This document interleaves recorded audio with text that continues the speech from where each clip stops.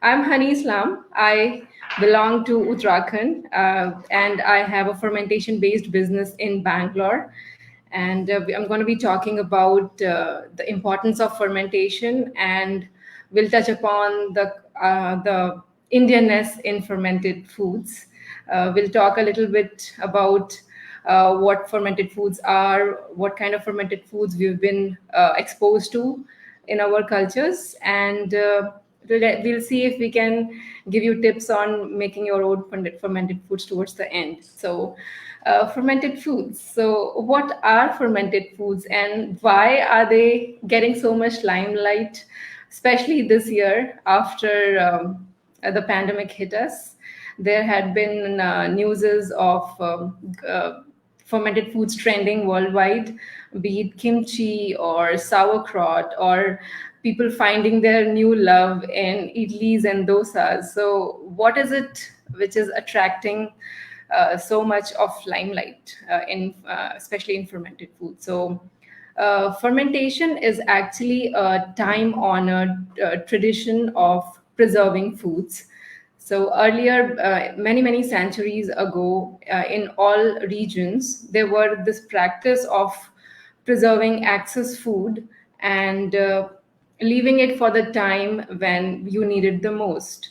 Like people would process certain vegetables in the fall or in summers so that they are available during the harsher weather like winters. So they would pluck the vegetables, process them in a way in clay pots, specifically in salt, so that they stay as it is. And in winters, they would be able to enjoy it, even though there is no availability of fresh foods.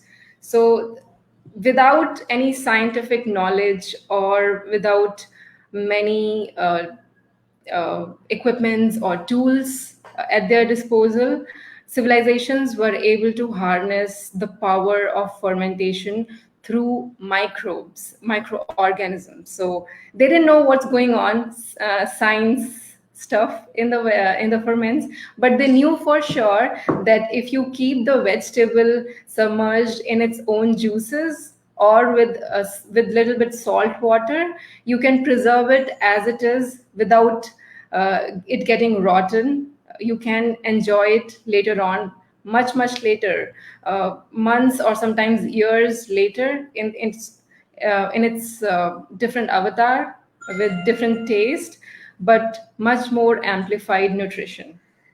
So, fermentation helped preserving. Fermentation also is very crucial in bringing out the flavors in any foods. Since you all are foodies, I'm assuming we have like a big audience here who love food, and you always are on pursuit of new flavors, new foods, new cuisines. So, uh, fermentation actually unlocks certain nutrition, certain flavors which you cannot find in its raw counterpart. I'll give you a very basic example of milk. Some people do not like milk, but they happen to like curd. And it's the same product, the same base product, but when you introduce certain microorganisms in it, it transforms drastically and it becomes curd. And they happen to like yogurt more than milk. So it's a very basic fermentation which goes on in our kitchens years together, and it is a product of fermentation. Very similar is sauerkraut. It's an Eastern European condiment where you take a green cabbage or a red cabbage and then you salt it, shred it and salt it, and pack it in a jar and let it ferment for days or weeks. So people who do not like the taste of cabbage, they kind of like the tanginess and the complexity in a sauerkraut. So what happens is during the process of fermenting anything, the microbes, the microorganisms, specifically in sauerkraut and in yogurt, there are bacteria called lactic acid bacteria. So those bacteria which are present in the vegetable, they they like the salt, and they like to thrive in environment which has no oxygen. So when you cut the vegetable and salt it, it kind of gives a great environment for those bacteria to thrive. And when they thrive, uh, what I mean is they start eating the carbohydrates from the cabbage and start releasing certain chemical compounds which enhances the flavor and produce a lot of lactic acid that preserves the sauerkraut. So those flavors are released only because the microbes kind of pre-digest your vegetable and release certain compounds which are almost impossible to replicate in a cooked food. So uh, obtaining those flavors is another very important use of fermentation. There is another way of taking fermentation is because it increases the shelf life and the nutrition of any of the food product. You see, for example, kimchi. Kimchi is a Korean lactoferment. It's a pickled spiced vegetable, and the people in fall season, they harvest the napa cabbage, and they would process it, they would spice it with their local chili peppers and other aromatics, and they would use big clay pots called ongi pots. They would process like huge uh, masses of Chinese cabbage, the Napa cabbage, and they would put those cabbages in the pots and then bury them under soil for months and years altogether. So that kind of preserved it, and without knowing about the nutrition, it actually enhanced the nutritional benefits of it. So there's a story about sauerkraut, a fermented food, which we just talked about. So Captain Cook, when he started his expedition, he had barrels and barrels of sauerkraut, which his group of sailors ate when they were at sea without any other fresh vegetables at their disposal. So they kind of said that they did not get scurvy because they were eating a ton of sauerkraut. And it's a very surprising thing is that when you look at the cabbage nutrition value, the raw vegetable, it does not have too much vitamin C. It is not one of the top three nutrients it has. But once you ferment it in its own juices with a little bit salt, the vitamin C actually increases. It's not like you're just leaving the vegetable cut and the nutrition is losing. It is actually a very controlled process where a lot of nutrition actually increases. So vitamin C is one of the nutrition which actually increases during fermentation. So without knowing, you can actually increase the nutrition value. Another very interesting thing about fermentation, and there's a story, is that it also reduces toxic elements from the ferments, toxic or anti-nutrients. So things like idlis and dosas, they are product of fermentation and especially popular in southern India. So what happens is the rice and the urad dal, which is used to make dosas and idlis, and it had the dals and rice has a chemical compound called phytic acid, and only when you ferment it, it kind of does not it does not let you absorb certain minerals. So when fermenting, the phytic acid forces are kind of reduced because it is fermenting, because of the microbes, and it does not block the absorption of other minerals and vitamins. And there is a story about somebody eating fermented mushrooms and later finding out that the mushrooms were actually poisonous, but nothing happened to the person, because probably because it was fermented. So there are many stories around that. So by now, I think you have a little bit understanding of fermentation is not a very new thing. It has been followed for a really, really long time, and now we are seeing a new interest, probably because of the health benefits, but also there are many, many other reasons to embrace fermentation. So more like I'd like to differentiate fermentation from spoilage by saying that fermentation is actually a controlled decomposition of your food, where the action of bacteria, yeasts, and other microbes, they eat the carbohydrates in your food and then release certain compounds and acids that in turn are beneficial for us. So I'll show you certain of my lineup here. So a very, very standard lactoferment, which I do all the time. I just ate for lunch today. This is a version of sauerkraut, which we talked about. It's just uh, cabbage, green cabbage, with a bunch of carrot sticks, salt, and some garlic and some oregano, packed nicely in a glass jar with some of its juices flowing out to create an anaerobic environment without any oxygen. So I just let it ferment for 3 days, and I had a jar full of uh, antioxidants, vitamins, minerals, and acid, lactic acid, which is good for the gut, which is good for stimulating the immune system.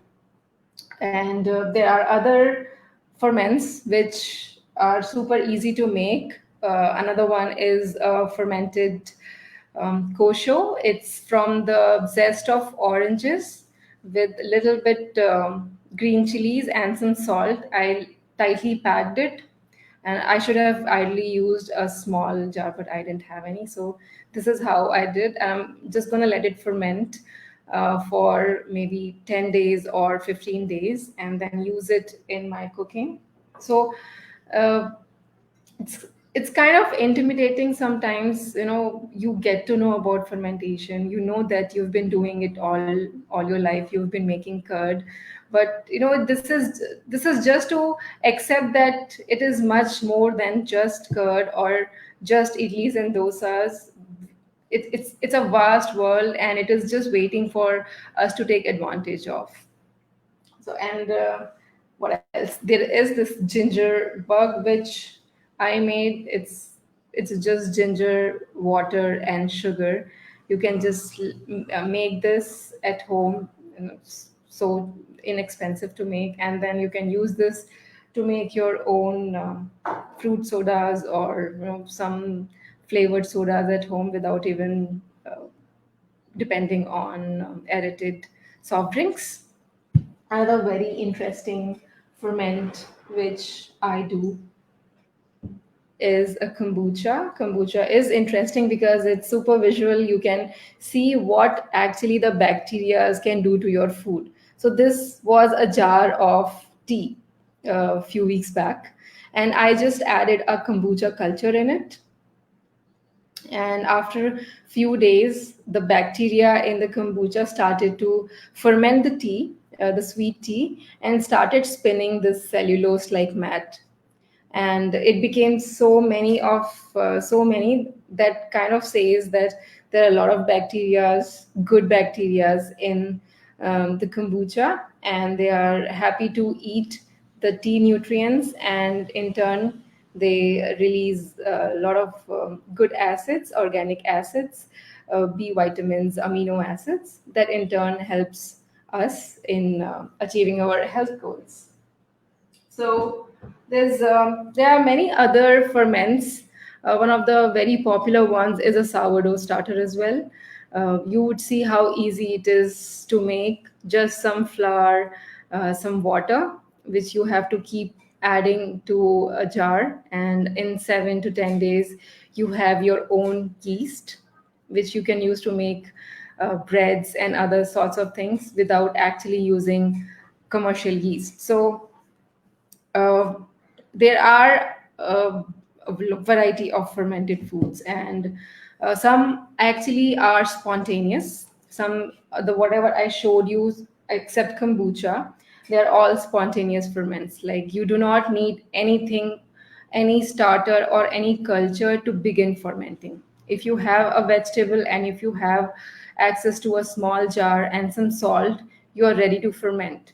You are ready to preserve that vegetable, and you're ready to increase the nutritional value in that ferment without having any sorts of additional probiotics capsules in your diet, or without having any powders in your diet whatsoever.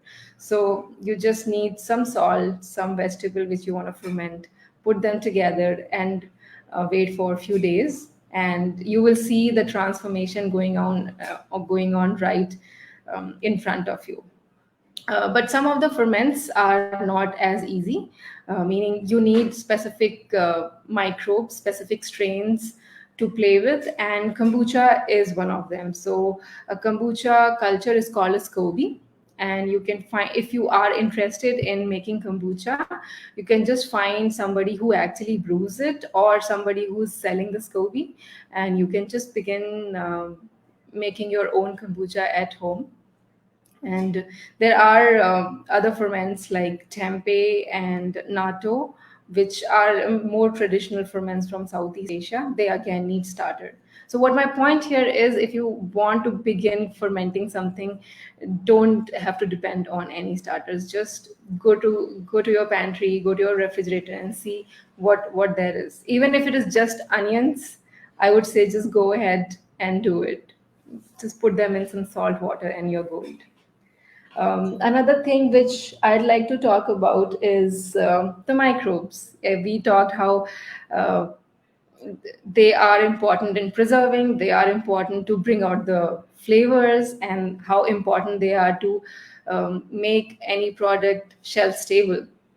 But what are they actually? Are all of them good or all of them bad?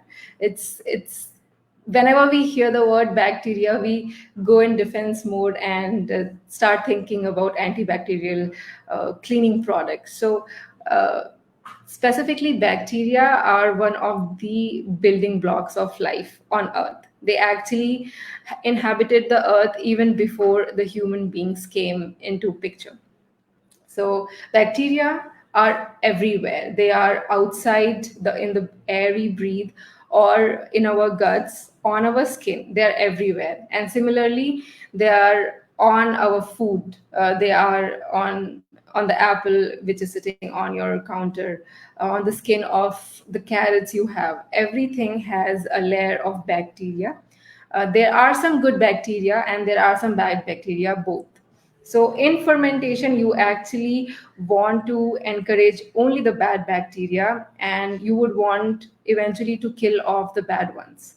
So how you achieve this is by preparing suitable conditions for the lactic acid bacteria specifically, because that's what you see on the fruits and vegetables.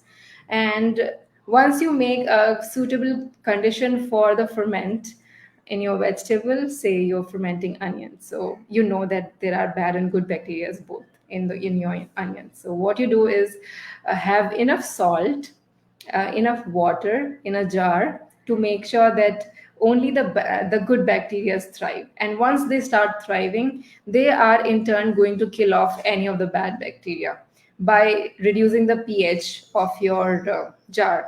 So technically, you do not do so much. You just make sure that it has a certain percentage of salt, and the bacteria themselves are smart enough, the good bacteria are smart enough to lower the pH, kill off the bad pathogenic bacteria, and thrive.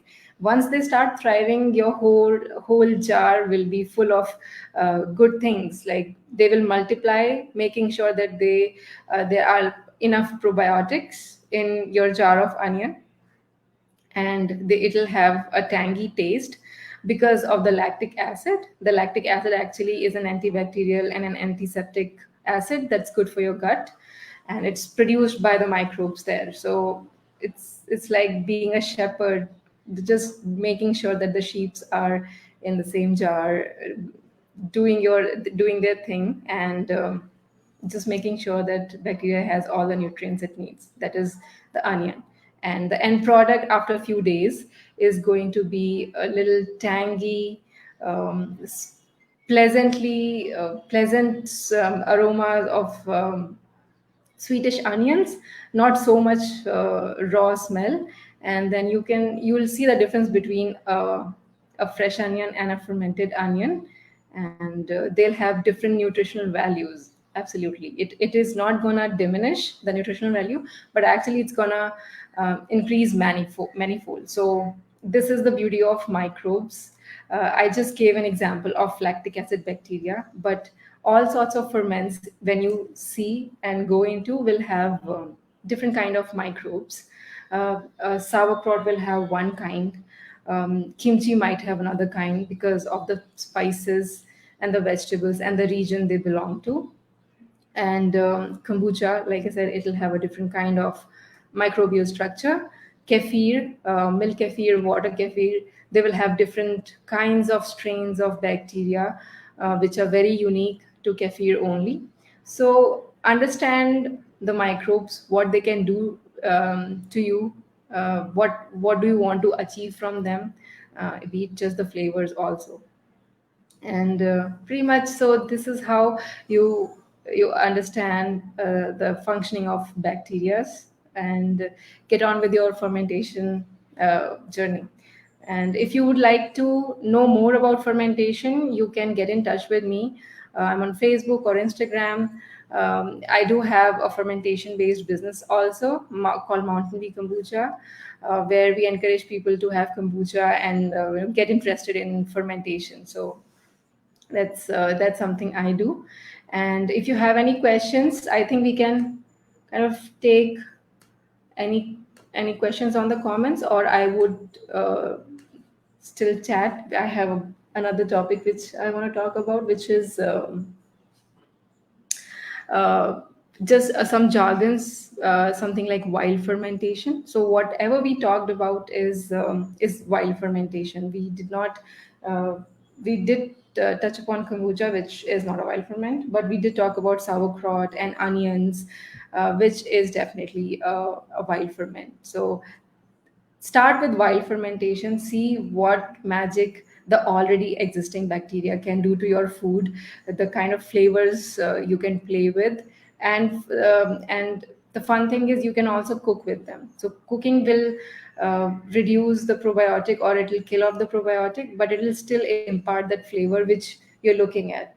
So I do like to cook sauerkraut in use sauerkraut in things like a stir fry or a noodle bowl, or like a ramen bowl. So you can definitely experience the flavors, not just raw, but also cooked. There is an example of cooking with ferments I want to share is a kimchi salt which I made. I had a wild fermentation in kimchi going on, and we had some leftover. All I did was just dehydrate the leftover kimchi and combine it with salt and just put it in a blender. So this became kimchi salt. So if you sprinkle this in any of your salads or soups, or even a savory toast, you will know that this taste cannot be replicated by anything else. It is so it has so much depth, and it will give you a feeling that you had this before, but you would not be able to understand. So this is what I experience when I have this. So it definitely is something that gives you flavors which you cannot replicate otherwise. So you being foodies, definitely I think is something foodies can pursue. Figure out the ferments around you in your regions, and see how you can play with them in your own food at home. Thank you for being a great audience, and enjoy your evening. If you have any questions, you can leave a comment on my Facebook. And thanks so much. Bye bye.